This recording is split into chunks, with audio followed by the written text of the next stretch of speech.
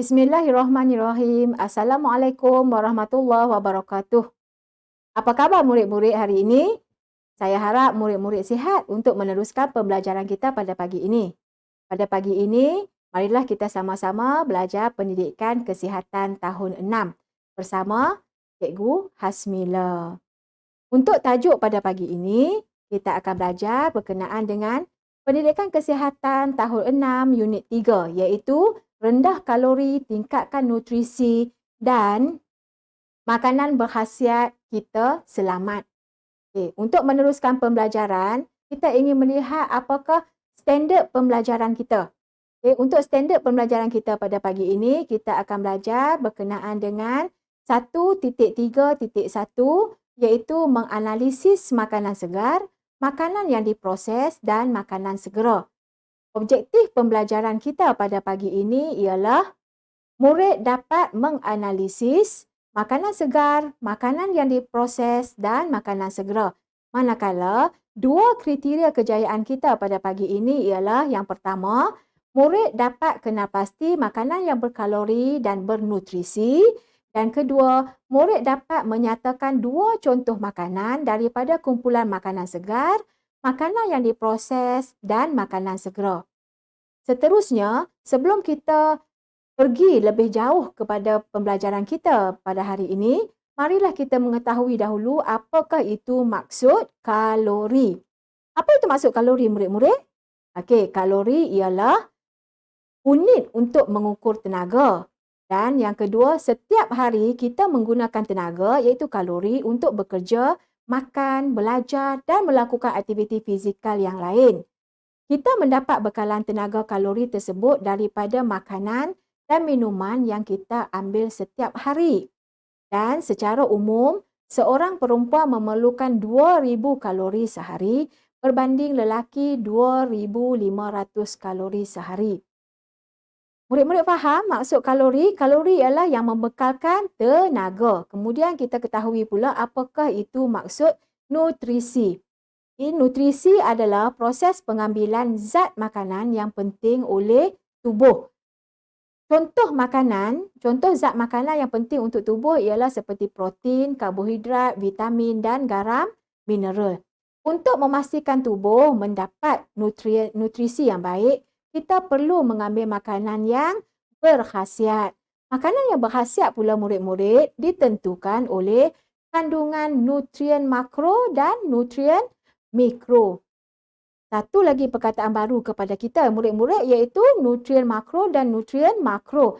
Apakah itu nutrien mikro dan nutrien makro? Di sini cikgu terangkan dulu tentang nutrien makro.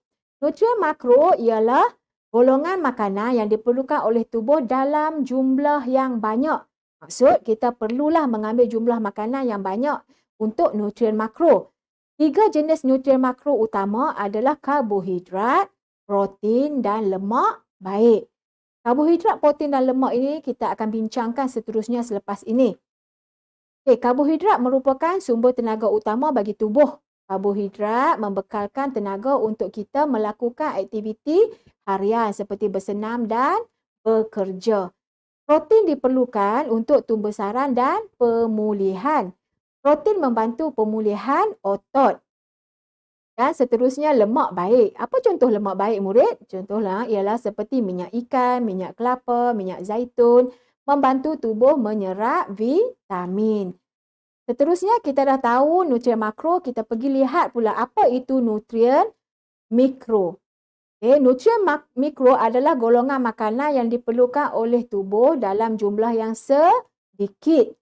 3 jenis nutrien mikro adalah garam mineral, vitamin dan serat. Ini contoh ya murid. Contohnya garam mineral, vitamin dan serat. Seterusnya, mari kita lihat apakah kepentingan mengetahui kandungan kalori dalam makanan? Dalam paparan yang saya tunjukkan, kita dapat lihat jenis-jenis makanan iaitu nasi lemak, nasi putih, nasi goreng bertelur, nasi biryani, nasi minyak kosong sehinggalah emping jagung. Dan kita lihat sendiri berapakah bilangan kalori yang ada di dalam makanan-makanan tersebut dan kuantitinya. Contohnya kita tengok nasi putih 1,5 cawan kalorinya sehingga 260. Nasi lemak pula, kalorinya sepinggan sebanyak 400 kalori. Dan daripada rajah ini, kita yang paling tinggi yang dapat kita lihat ialah nasi biryani, iaitu mengandungi 880 kalori dalam sepinggan nasi. Jadi bermaksud, apabila kita mengetahui kandungan kalori dalam makanan, kita boleh mengagak atau memastikan bahawa makanan-makanan yang kita makan itu tidak terlalu tinggi kalorinya. Contohnya, murid-murid di sini ramai tak yang minat makan donat? Ada yang suka makan donat? Donat kosong dan juga donat yang kadang-kadang diisi dengan coklat dan juga cereal-cereal yang lain. Murid-murid tengok di sini, kalau donat sahaja kita tengok sehingga 467, ada sehingga 452 kalori.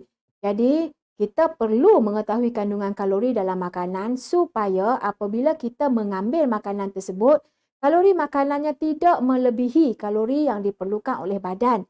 Seperti yang telah saya jelaskan tadi, kalori yang diperlukan oleh badan lelaki ialah 2,500, manakala perempuan ialah 2,000 kalori setiap hari. Mengapa kita tidak mengambil makanan-makanan yang bernutrisi ataupun yang rendah kalorinya? Contohnya, kita lihat kepada sayur-sayuran dan juga buah-buahan. Untuk sayur-sayuran dan buah-buahan, kandungan kalorinya sangat rendah. Contohnya kita lihat tomato, kalorinya hanya 17 sahaja. Kita tengok ada pisang 95, kita tengok ada avocado 200 hingga 270, ataupun kita lihat sayur-sayuran, timun 18 kalori, 16 kalori, salad ada 5 kalori sahaja murid-murid. Kita boleh makan salad ataupun salad air atau daun seledri 16 kalori. Jadi, apabila kita bandingkan kalori dalam makanan untuk rajah yang pertama tadi, iaitu nasi minyak, nasi biryani, donat, berbanding dengan kandungan kalori dalam makanan segar, iaitu makanan yang belum diproses ataupun makanan mentah seperti buah-buahan dan sayur-sayuran, kita dapati kalori dalam makanan buah-buahan dan sayur-sayuran lebih rendah. Jadi, ia lebih bernutrisi dan kita boleh makan dalam kuantiti yang banyak. Seterusnya murid-murid, kita ingin mengetahui untuk tajuk pembelajaran kita pada pagi ini iaitu apakah makanan segar diproses, makanan diproses, makanan tin, makanan dalam tin, bagaimanakah ianya dikategorikan? Apa itu makanan segar? Makanan segar ialah makanan yang belum dimasak atau diproses, iaitu makanan mentah. Maksudnya kita, kalaulah sayur itu memang makanan segar ya murid-murid, tetapi apabila murid-murid dah masak, kita tak panggil lagi makanan segar. Contoh makanan segar seperti buah-buahan, contohnya manggis. Kita ada lagi buah yang lain iaitu buah apple. Kita ada sayur-sayuran sawi, kita ada bayam dan kita ada brokoli. Ini ialah antara contoh makanan segar. Ramai tak murid-murid yang suka makan buah-buahan? Ada yang suka makan apple ataupun manggis? Tahniah, kerana murid-murid telah makan makanan yang segar, makanan yang tak diproses dan tak diawet, yang tak berbahaya kepada kesihatan murid-murid. Seterusnya, kita ketahui pula apakah itu makanan segar segera. Masih makanan segar tapi yang boleh segera dimakan. Makanan maksud dia di sini, makanan itu sebenarnya telah ditambah. Makanan segar segera bermaksud makanan segar yang disediakan untuk hidangan segera. Contoh dekat sini ialah salad buah-buahan. Macam saya kata tadi ya murid-murid, buah-buahan dan sayur itu bagus. Tetapi bila kita tambahkan dengan mayonis ataupun perasa-perasa yang lain, dia dah jadi makanan segera segar. Contoh lain ialah kentang putar ataupun spaghetti dan juga salad sayur-sayuran. Adik faham murid-murid kat sini? Apa itu makanan segar segera? Seterusnya, kita ketahui pula apakah makanan segera. Makanan segera ialah makanan yang boleh disediakan dalam tempoh waktu yang singkat. Apakah contoh makanan segera? Betul. Murid-murid suka makan ayam goreng kan? Suka makan burger. Jadi itu memang contoh makanan segera. Contohnya kita ada burger, Kita ada kentang goreng dan kita ada ayam goreng. Ramai murid-murid suka makan ayam goreng, betul? Dan juga burger. Ini merupakan makanan segera. Okay, saya nak bertanya kepada murid-murid, adakah makanan ini berkhasiat? Adakah makanan ini berkalori tinggi? Atau makanan ini bernutrisi? Ya, betul murid-murid. Makanan ini ialah makanan yang berkalori tinggi. Contohnya, kita ada burger, kentang goreng dan juga ayam goreng. Dan seterusnya kita pergi ke makanan segera diproses. Apa maksud makanan segera diproses? Makanan segera diproses bermaksud makanan yang telah siap diproses dan boleh disediakan dengan pantas. Makanan segera yang telah siap diproses dan boleh disediakan dengan pantas. Contoh makanan segera ialah makanan dalam tin, ataupun makanan yang kita bungkus, iaitu contohnya Maggi, dan juga makanan yang segera yang dibungkus, contohnya nugget dan berbola yang kita boleh buka plastik dan terus goreng dan hidangkan. Sama juga seperti makanan dalam tin. Kita boleh buka tin dan kemudian masak sikit, kemudian kita boleh segera makan. Okey, seterusnya makanan yang diproses. Apakah maksud makanan yang diproses? Makanan yang diproses bermaksud makanan yang telah dimasak dan diletakkan bahan pengawet untuk tahan lebih lama. Murid-murid dapat bagi contoh kepada saya? Apakah makanan yang diproses? Makanan diproses yang kita masak, yang memang dah masak dan kemudian dipaketkan. Maksudnya bila kita buka je paket, kita tak perlu masak, kita mungkin boleh terus makan. Contoh makanannya ialah seperti emping jagung. Daripada kotak cornflake kamu tu, kamu boleh terus masuk ke dalam mangkuk, boleh terus makan atau ditambah dengan susu. Seterusnya kita ada roti. Roti pun merupakan makanan yang diproses. Bermaksud di sini, roti tu dah dimasak, diletakkan bahan pengawet supaya dia tahan lama dan bila awak buka bungkusan, awak boleh terus makan. Mungkin ada murid yang akan bakar roti ataupun sediakan dalam bentuk yang lain. Dan seterusnya yang terakhir ialah susu tepung ataupun susu formula untuk kanak-kanak. Juga merupakan satu makanan yang diproses. Seterusnya, kita ingin melihat di sini apakah kategori makanan utama yang ada dalam tajuk kita. Kategori makanan utama yang sebelum ni yang kita bincangkan ialah kita bincangkan 5. Tapi di sini saya nak tekankan hanya kepada 3 sahaja. Iaitu makanan segar, makanan yang diproses dan makanan segera. Kita ada makanan segar, makanan yang diproses dan makanan segera.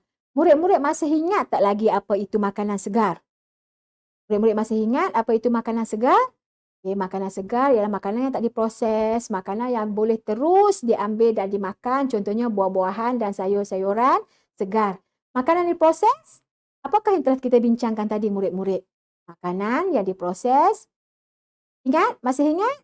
Makanan diproses ialah makanan yang telah dibungkus, diletakkan dalam tin, diproses dan kita tak boleh terus makan. Kita kena keluarkan daripada tin ataupun daripada plastik pembungkusan dan kita perlu masak dahulu, kemudian baru kita boleh makan. Berbanding dengan makanan segera, kita boleh terus makan, contohnya roti ataupun emping. Yang kita boleh terus makan sahaja tanpa menambah apa-apa. Baiklah, seterusnya kita ingin mengetahui berkenaan dengan kuis di sini. Jika murid-murid faham dengan apa yang telah kita bincangkan sebentar tadi, iaitu apakah itu makanan segera, makanan diproses dan juga makanan segar.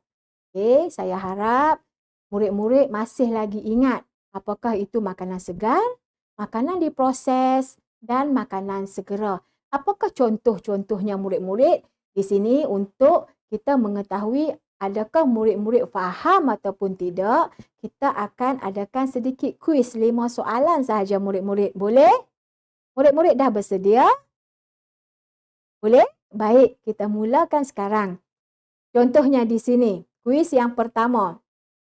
Apakah gambar yang sedang adik lihat sekarang?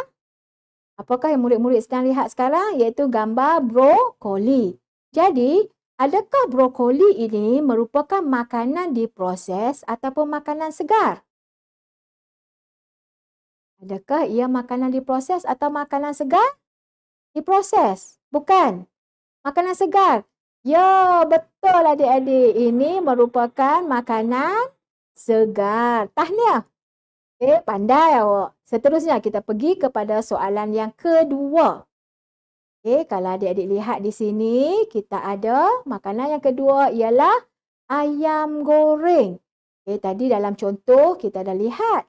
Adakah ayam goreng ini makanan diproses atau makanan segera? Masihkah adik-adik ingat? Makanan diproses atau makanan segera? Betul, ayam ialah makanan segera. Tahniah murid-murid. Kita dah betul 2 soalan. Maksudnya adik-adik ingat, murid-murid ingat apa yang telah kita bincangkan sebentar tadi. Seterusnya, kuis kita yang ketiga, iaitu kita lihat tepung ataupun susu formular. Susu formular ini, adakah ia makanan diproses atau makanan segera? Cuba murid-murid ingat sekali lagi. Adakah ia makanan diproses atau makanan segera? Apa itu makanan diproses? Apa itu makanan segera? Apa jawapannya murid-murid? Betul. Jawapannya ialah makanan diproses. Tahniah murid-murid. Murid-murid dah betul soalan yang ketiga. Seterusnya kita pergi lagi soalan yang keempat. Iaitu kita lihat di sini. Apakah bahan makanan untuk soalan kita yang keempat? Buah apple. Kalau buah apple murid-murid, adakah ia makanan segar atau makanan yang makanan segera? Adakah makanan segar atau makanan segera? Apa bezanya segar dan segera? Kita ulang kaji balik murid-murid. Segar dan segera. Segera, segar. Perkataan lebih kurang sama tetapi maksudnya berbeza. Apa jawapannya murid-murid? Makanan segar atau makanan segera? Ya, betul. Makanan segar. Tahniah murid-murid. Seterusnya, soalan kita yang terakhir, yang kelima. Gambarnya mari kita lihat apakah gambar untuk soalan yang kelima.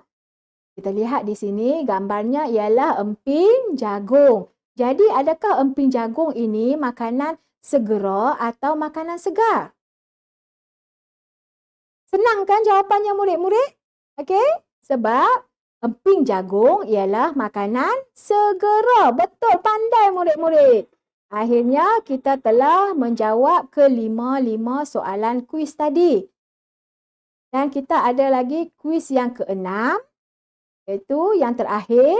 Mari kita lihat, adakah makanan yang dipaparkan di skrin kamu ini ialah makanan segar ataupun makanan segera? Apakah pilihan kamu murid-murid? Adakah burger ini makanan segar?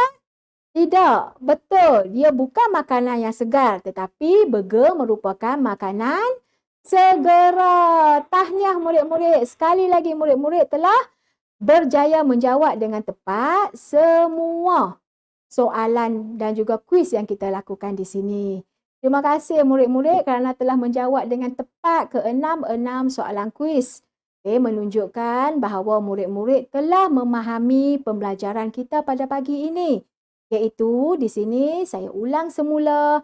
Apa yang kita nak belajar di sini ialah objektifnya kita dapat menganalisis makanan segar, makanan yang diproses dan makanan segera.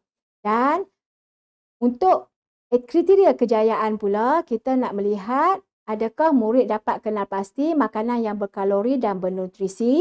Dan yang kedua, murid dapat menyatakan 2 contoh makanan daripada kumpulan makanan segar, makanan diproses dan makanan segera. Nampaknya murid-murid memang dapat menjawab ke semua soalan-soalan dalam kriteria kejayaan kita. Bermaksud murid-murid telah menguasai pembelajaran kita pada pagi ini. Sampai di sini sahaja murid-murid sehingga kita berjumpa lagi. Assalamualaikum warahmatullahi wabarakatuh dan terima kasih.